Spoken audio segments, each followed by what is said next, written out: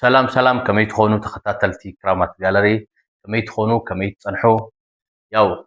ዝኸበረ ሰላምታና ናብ ዘለኹም ወይ ብፅሓኹም ክራማት ጋለሪ ተጀሚሩሎ ክራማት ጋለሪ ብዙሕ ነገር ናባኹም መዓልታዊ ድሕሪ ሕዚ ሒዙ ክመፅእ እዩ ንስኹም እውን ዝተለመደ ደገፍኩም ክትህቡና ጆኻ ብርትዕ ቅፅል ክትብሉና ብኽብሪ ክሓትት ይደሊ ያው ዝሮ ዝሮ ሕዚ ብዙሓት ዛዕባታት ኣለውና ብዙሓት ዛዕባታት ክንልዕል ኢና ብዛዕባ ትግራይ ብዛዕባ ማሕበረሰባዊ ጉዳያት ፖለቲካ ጥበብ كلهم نجارات بمعالتي بزتعملنا من جدي نواهم يمتني بنبلو من جدي نقربنا خنك تسلينا زرو زرو قلنا لهم معنتي حدا نجر كوجعي متى أبتجرايزر بتدقاقامي ما أسرتي على هب فرديت زي فلتو حق زي فلتو ما أسرتي بزح جزء كم قليل زرعيو جن سرعت البنينت كلمة مدوزخلو بلعل والكسبات بزي حقي أفلتو وتأي سقمتي موساد نورمالايزد ناقورو زمتولو محبرسبون زتخبر محبرسب نوري نالما مد كاني ممتع كيدي قالو زح في رأيه زرو زرو قلو ما عنتقن كم زعبا كنزرار بلون كنزراربلو زدلخو ነገር እውን ብዛዕባ ብርሃነ ልፋዕተይ እዩ ያው ዝሮ ዝሮ ብርሃነ ልፋዕተይ ኣበይ ከመይ ተኣሲሩ ዘሎ ሳሕ እዚ ብስኢልካ ብተናጠል ዝኾነ ነገር እንተዘይ ኮይኑ ዝፍለጥ ነገር የለን ክሳሕ እዚ ያው ዝሮ ዝሮ ከምቲ ዝፍለጥ ብርሃነ ማለት ኣብቲ ናይቲ ስርዓት ወይ ከዓ ናይ ሕወሓት ጠንካራ ደገፍቲ ካብ ዝበሃሉ ዝነበሩ ሰባት ሓደ እዮም እና እንታይ ግን ክብል ደሊሎም ማዓንቲ ብርሃነ ብሕፅር ዝበለ ብዛዕባ ናይ ብርሃነ ክረአ ከሎ ብርሃነ ማለት ሕወሓት ኣብ ልዕል ውልቀ ሰባት ስጉምቲ ንክትወስድ ብዙሕ ግዜ ዝጉስጉስ ዝነበረ ሰብ እዩ ዝሮ ዝሮ ብርሃነ ሕዚ ብዛዕባ ትሰበኾ ስርዓት ኣልበኝነት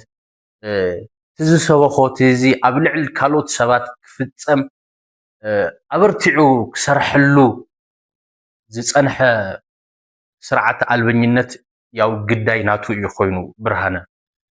جن كم متكلك كم ولدو جن كدقف يقبعدو نجرزي السي كبهالي يقبعدو انتايو مالت بزوح جزي سرعة كتحسكلو حدا سبيلو سرعة يتحس سرعت كتحسن تجميرو كل سبب بترى قداي يخون كل سبب مالك زخون سب وتصع خلو قبل عل زخون يكون سب فتحي كقود الكلو بزح جزي فتح من احتات من انت نفسك يا فتح تحت من انت نفسك قبل عليه خاخي بتصح من انت مالتي لفعتيكم عين السبني ردو او اي نبرد قاداس نصا سقمتي قبل عل سبات كوسد زغسغس زنبر السبيو نحنا ግን መንና እዩ نحنا ግን መንእሰይ ኮንካ ለውጢ ክመጽእ ኣብ ትግራይ ትደል መንእሰይ ኮንካ ግን ከምዛ ዓይነት ጌጋ ዝኾኑ ኣካያዳታት ጌጋ ዝኾኑ መንገድታት ግን ምድጋፍ በትከላውነት ኣይኮነን ክተወግዝ ዝግባእ ምክንያቱም ፍትሒ ዘይግብኦ ሰብ የለን አንጻርካ ይኹን ፍትሒ ማለት ሲ ንሓደ ሰብ ببوليتيكاوي أملخاخته تعقينو زتكوبلو تكوابو يكونه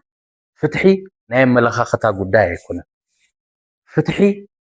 ناي دقافن تقامن قداي يكونه فتحي زخونه يكون سب كوهاو يزقبا فتحي كنقس كخلو من بفلايك عتمن اسي حدش ولدو فتحي كنقس كخلنيو فتحي خرجاقص كخلنيو فتحي نخلو سب يزقبو እናበለ ኣብዝ ጉስጉሰሉን ኣብዝ ቃለሰሉን ከይዲ ከምዛ ዓይነት አክሲደንታት ከጋጥሙ ከለው ከምዛ ዓይነት ተጓንፎታት ከጋጥሙ ከለው ናብ ረብሕኡ ክቅይር ዝግባእ ብኸመይ ናብ ረብሕኡ ክቅይር ዝግባእ ኣነ ናይዚ ተፈጢሩ ዘሎ ናይ ብርሃነ ኣጋጣሚ ተፈጢሩ ዘሎ ኣጋጣሚ ነቶም ብጣዕሚ ኣጥቢቆም ንሕወሓት ዝድግፉ ሰባት كم حدا ممهري كون علوي لي إذا أمن مغناتم ካብ ብርሃነ ዘይተማሃረ ደጋፊ ሕወሓት ካብ ማንም ክመሃር ይኽእል ብርሃነ እቲ ዝሰበኾ ጥሕሰት ሕጊ እቲ ዝሰበኾ ስርዓት ኣልበኝነት ኣብ ልዕሊ ውልቀ ሰባት ስጉምቲ ክውሰድ ሕጊ ብዘይፈልጦ መንገዲ ሰቢኹ ግን ወሓሰ ይኮኑን ንብርሃነ ናይ መጀመርያ ተበላዕ ብርሃነ ኮይኑ ማለት እዩ ሶ ሕዚ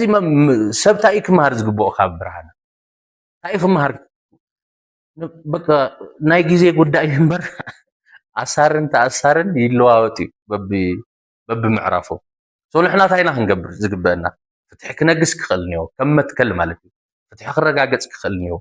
ዝኾነ ይኹን ሰብ በመለኻኸትኡ ክጥቃዕ ይብሉን ኣብ ዝብል ነገር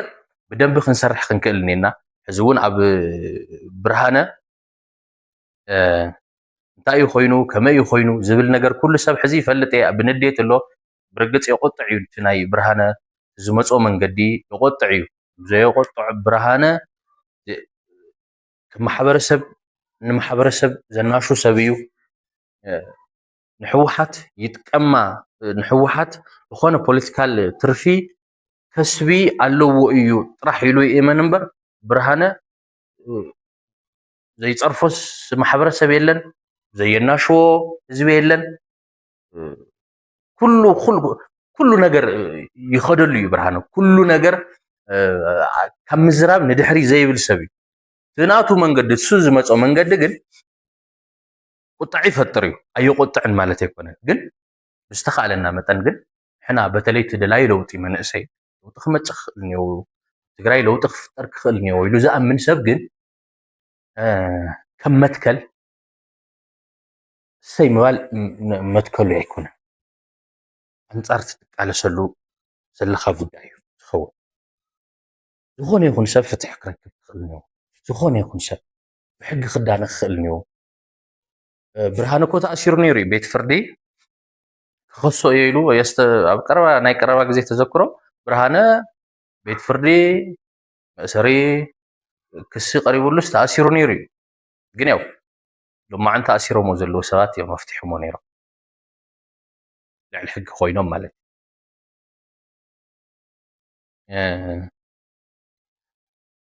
ሶ እንታይ ኢና ክንገብር እኒአና ንሕና እዩ ኩሉ ሰብ ብስርዓት ክዳነ ክኽእል እኒዎ ኩሉ ሰብ ገበን ይሃልዎ ኣይሃልዎ ክጥርጠር ይኽእል እዩ ዝኾነ ሰብ ብገበን ብመረዳእታ ግን ናብ ቤት ፍርዲ ክቐርብ ኣለዎ ተናእሰ ከምቲ ሕጊ ዝብሎ ኣብ 48 ሰዓት ድዩ ኣብ 24 ሰዓት ድዩ ሰብ ቤት ፍርዲ ክቐርብ ክኽእል ኣለዎ ምስ ሰብ ክራኸበሉ ሰብ ክጥየቅ ክኽእል እኒኦ ሰብ ኣብ ዘይጥየቐካ ቦታ ኣብ ቤት ፍርዲ ከይቀረብካ ምእሳር ግን ንብርሃነ ይኹን ንካልእ ሰብ ይኹን ኣይግባአን ነዚ ድማ ብትሪ ሰብ ክቃወሞ ክኽእል ኣለዎ ደጋፊ ትድግፎ ሰብ ይኹን ትቃወሞ ሰብ ይኹን ዝኾነ ይኹን ዓይነት ሰብ ኣብ ዝኾነ ፖለቲካዊ ኣመለኻኽታ ይሃሉ ሰብ ብዘይ ሕጊ ኣብ ስርዓት ወፃኢ ክእሰር ከሎ ፍትሒ ክረጋገፅ ክኽእል ኣለዎ ኢልና ከም መትከል ሕና መንእሰይ ብፍላይ ከዓ ለውጢ ንደሊ መንእሰይ ድማ ምክንያቱም ናሬቲቭ ተረኽ ቀስ ብቀስ ይስራሕ ሓደ ብሓደ እዩ ይስራሕ ከምዚ ዓይነት ልምምዳት ሎሚ ዘይክረኣዩና ይኽእሉ እዮም ሎሚ ዝኾነ ኢፌክቶም ኣብ ሓፂር ግዜ ሲ ዘይክንፈልጦ ንኽእል ኢና ግን ሓደ ብሓደ ግን እናተደመሩ ግን ናብ ስርዓት ኣልበኝነት ዝወስዱ መንገድታት እዮም እዚኦም ተባሂሎም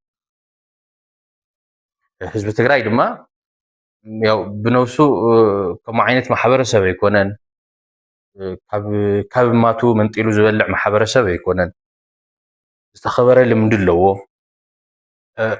ብዙሕ እውን እናሰርሐሉ መፅኡ እዩ ሱታት ነገር ማለት እዩ ግን ንሕና ከም መንእሰይ ግን ማለት እዩ ዘን ከምዚ ዝበላ ጥሕሰት ስርዓት ልምምዳት እሞ ከዓ ብመንግስቲ ደረጃ ይግበራ ምህላውን እዩ እቲ ቀንዲ ሓደጋ ዝኸውን ማለት እዩ እቲ ኣይሕተትን أنا طرح هي حتاتي إلو زأمن أكل مو عصو يقبرن اندهاليو حدقن كفو حدقن بتعمل أزيو خفوي سو نحنا تخنقبر كنكلنينا كم متكل أبلعل زخوني يكون سباو تحست يقاطب أبلعل زخوني بدل يقاطب نحنا كنكونو يزقبا مغنياتهم زوم كم زعينت لممدات ተዋህሊሎም መጥፋእት እዮም ዓዲኦም ዘብርሱ